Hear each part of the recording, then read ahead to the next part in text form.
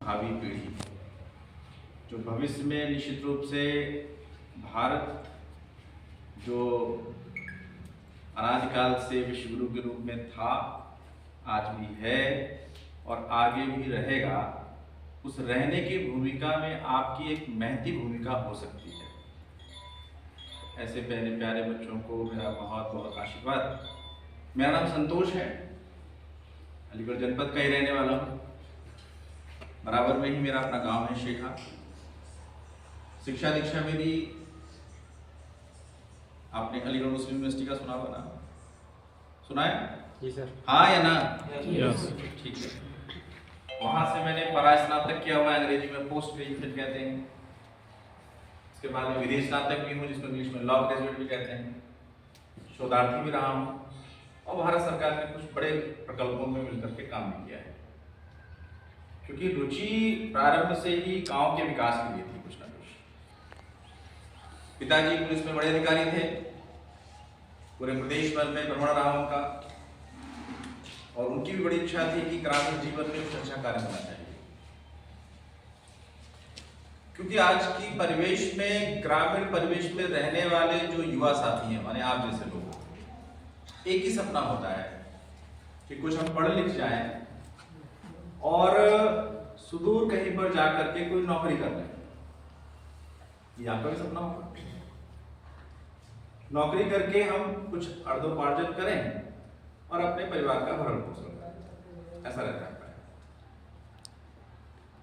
तो चूंकि पिताजी प्रशासनिक अधिकारी होने के नाते बड़ी करीबियों से हम लोगों ने बहुत सारी व्यवस्थाओं को देखा है, तो उनकी कभी इच्छा नहीं थी कि उनकी संतानें जो है वो किसी सरकारी नौकरी या इस प्रकार की व्यवस्था में जाएं। प्रयास ये करें कि वो स्वरोजगार स्थापित करके स्वावलंबी बने और भविष्य में जो युवा पीढ़ी है उसको भी उस दिशा में आगे ले जाने का काम करें। शरीर पूरा हो गया उनका 2010-11 में, उनका अधूरा सपना रह गया ग्राम विकास का। उस कारण से 2013 से स्थायी रूप से अपने गृह जनपद के अपना जो गांव है, यहाँ पर हम लोगों ने पूरी व्यवस्था खड़ी की है। यहीं से पूरा देश भर में जितनी भी गतिविधियां अपनी संचालित होती हैं वो सब किया जा रहा है। वर्तमान में भारत सरकार के साथ में मिलकर के ग्रामीण परिवेश में किसानों की आर्थिक, सामाजिक और बौद्धिक तीनों स्थितियों को कैसे ठीक किया जा सकता है, इस विषय पर काम कर रहे हैं, जिसको अंग्रेजी में फार्मर प्रोड्यूसर कंपनी FPO कहते हैं। उसका मैं निदेशक हूँ। प्रदेश स्तर पर फेडरेशन है, उसमें भी निदेशक हूँ, और अखिल भारतीय स्तर पर जो सलाहकार समिति है जो उसको लेकर के, उसका भी अपना एक एसोसिएशन है, उसमें भी एक दायित्ववान कार्यकर्ता के रूप में काम कर रहा हूँ। एक्सपोर्टर भी हूँ। एक ग्रामीण क्षेत्र में रहते हुए अपना क्षेत्र बड़े गर्व के साथ में, जब हम अपने जनपद के अलावा बाकी अन्य जिलों में जब जाना होता है, तो मैं कहता हूँ कि मेरा अपना गांव एक एक्सपोर्टर भी है। तो अगर आप अपने इस क्षेत्र के आसपास के हैं तो आपको भी गौरवान्वित होना चाहिए कि खासतौर से ये जो संस्थान जिस ब्लॉक में है, धनीपुर ब्लॉक है, इस ब्लॉक में एक एक्सपोर्टर भी है, जो आने वाले भविष्य में किसानों की आर्थिक व्यवस्था को ठीक करने के लिए काफी कुछ अच्छा काम कर सकता है।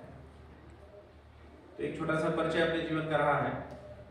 चूंकि सामाजिक क्षेत्र में बाल्यकाल से बड़ी रुचि रही है, तो विश्व का इकलौता संगठन जिसे राष्ट्रीय स्वयंसेवक संघ कहते हैं, उसका बाल स्वयंसेवक होने के नाते जो सेवा का अवसर मिला है, उसमें कुछ कुछ गतिविधियां अपनी लगातार रहती हैं। वर्तमान में जो अपना संघ है उसमें कई प्रकार के कार्य होते हैं, और कुछ ऐसे कार्य जो सीधे सीधे लोगों को जोड़ करके काम करते हैं।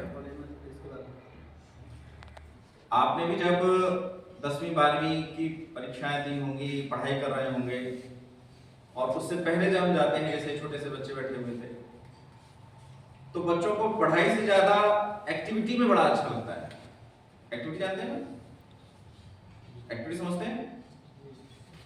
यानी पढ़ाई के अलावा कुछ और ऐसी गतिविधियां होती हैं जिससे बड़ी रुचि आती है। जैसे अगर हम खेल कराते हैं तो आपकी रुचि बढ़ जाती है। वही कोई प्रतियोगिता कराते हैं, चाहे वो कला प्रतियोगिता हो, चाहे वो नृत्य प्रतियोगिता हो, निबंध प्रतियोगिता हो, सुलेख प्रतियोगिता हो, इस प्रकार की ये जो एक्टिविटी होती है उसमें बच्चे बहुत इंटरेस्ट लेते हैं और उसके कारण से उसका बौद्धिक विकास होता है।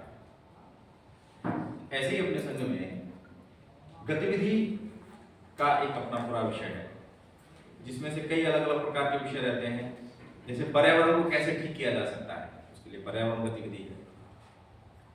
कैसे कृषि को ठीक किया जा सकता है, गांव को कैसे ठीक किया जा सकता है, उसके लिए ग्राम विकास गतिविधि है। ऐसे हमारा भारत जो है अनादिकाल से गौओं की सेवा में रहा है।